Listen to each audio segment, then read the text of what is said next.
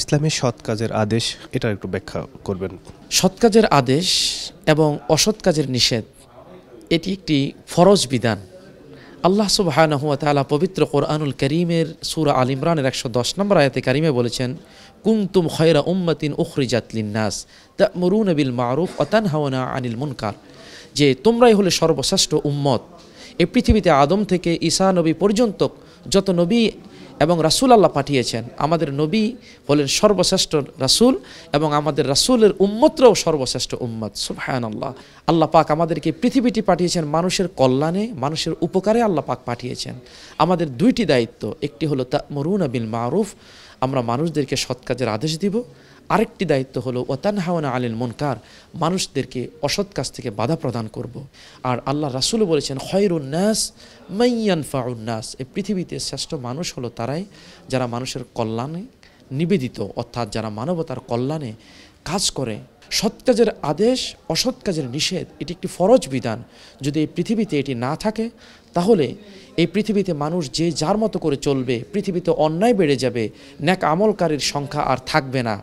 আল্লাহর হাবিব সাল্লাল্লাহু আলাইহি ওয়াসাল্লাম আমাদেরকে আদেশ দিয়ে বলেছেন, মান রাআ মিনকুম মুনকারান ফালিয়ুগাইয়িরহু বিয়াদিহি, তোমাদের মধ্যে কেউ যদি কোনো অন্যায় কাজ হতে দেখে সে যেন অবশ্যই তার সক্ষমতা অনুযায়ী হাত দিয়ে এটাকে বাধা প্রদান করে। ফাইন লাম ইস্তাতি', যদি সে হাত দিয়ে বাধা প্রদান করতে সক্ষম না হয় সেই জন্য তার জবান দিয়ে এটাকে বাধা প্রদান করে। যদি জবান দিয়েও বাধা প্রদান করতে সক্ষম না হয় সেই জন্য তার কলব দিয়ে সে এটাকে যেন সে ঘৃণা করে। তারপরও আল্লাহ রাসূল বলেছেন, ওয়াযালিকা আদআফুল ঈমান, তারপরও কলব দিয়ে ঘৃণা করতে হবে, এটা ইমানের দুর্বলতম অংশ। তারপরেও যেন সে কলব দিয়ে এটাকে ঘৃণা করে, হৃদয় দিয়ে যেন সে অন্যায় কাজটাকে সে কখনো সমর্থন না করে। সৎ কাজের আদেশ, অসৎ কাজের নিষেধ একটি ফরজ বিধান। আল্লাহ রাসূল আমাদেরকে বলেছেন যে আদ-দীনু আন-নাসিহা, দ্বীনের নাম হলো কল্যাণ কামনা করা।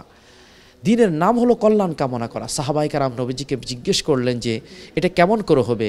আল্লাহ রাসূল বলে দিলেন, লিল্লাহি, এই কল্যাণ কামনা হবে আল্লাহর জন্য, ওয়ালি কিতাবিহি, আল্লাহর কোরআনের জন্য, ওয়ালি রাসূলিহি, আল্লাহ রাসূলের জন্য, এবং গোটা পৃথিবীর সমস্ত মানবতার জন্য এই কল্যাণ কামনা করা হবে।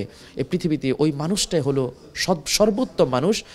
আন-নুসহু লিকুল্লি মুসলিম, যে মানুষটা সকল মানুষের জন্য কল্যাণ কামনা করে সেই ব্যক্তি হলো এই পৃথিবীতে সবচেয়ে ভালো মানুষ। সুতরাং এই সৎ কাজের আদেশ, অসৎ কাজের নিষেধ যদি পৃথিবীতে না থাকে তাহলে এই পৃথিবীতে মুসলমানের সংখ্যা একেবারে কমে যাবে, ভালো কাজকারীর সংখ্যা একেবারে কমে যাবে। পৃথিবীতে অন্যায়, অপকর্ম, গুনাহ, জিনা, ব্যভিচার, হারাম, জুলুম অনেক বেশি বেড়ে যাবে। এই পৃথিবীর মানুষগুলোকে কন্ট্রোল করা আর কোনো শাসকের পক্ষে সম্ভব হবে না। এজন্য ওলামায়ে কেরাম একত্রিত হয়ে 700 আলিম মিলে একটি ফতুয়ার কিতাব লিখেছেন, যেটার নাম হলো ফতুয়ায়ে আলমগীরি। এই কিতাবের মধ্যে বলা হয়েছে, আল আমরু বিল মারুফ ওয়ান নাহয়ু আনিল মুনকার আলাল উলামা বিল লিসান, আলেমদের কাজ হলো আমরা জবান দিয়ে ওয়াজ নসিহতে মসজিদের মিম্বর থেকে আমরা মানুষদেরকে সৎ কাজের আদেশ দিব, অসৎ কাজ থেকে বারণ করব। ও আলাল উমারা, যারা শাসক রয়েছেন, আলাল ইয়াদ, তারা হাত দিয়ে মানুষদেরকে বাধা প্রদান করবে, অর্থাৎ তারা রাষ্ট্রীয় আইন করে দিবে যাতে করে রাষ্ট্রের মানুষগণ সে আইন শুনতে বাধ্য হয়। ও আলাল উমারা বিল কলব, আর যারা সাধারণ মানুষ রয়েছে তারা হৃদয় দিয়ে এটিকে অনুধাবন করবে।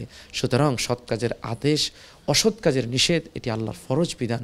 আল্লাহ পাক বলেছেন, ওয়াল মুমিনুনা ওয়াল মুমিনাত, মুমিন পুরুষ নারী, ইয়া'মুরুনা বিল মারুফ ওয়া ইয়ানহাউনা আনিল মুনকার, তারা একে অন্যকে সৎ কাজের আদেশ দিবে, অসৎ কাজ থেকে বাধা প্রদান করবে।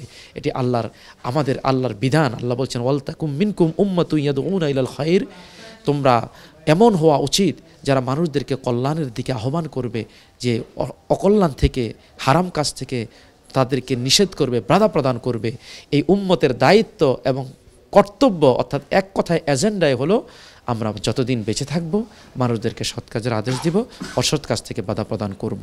এটি একটি ফরজ বিধান। আল্লাহ আমাদেরকে এই বিধানটি পালন করার তৌফিক দান করুক।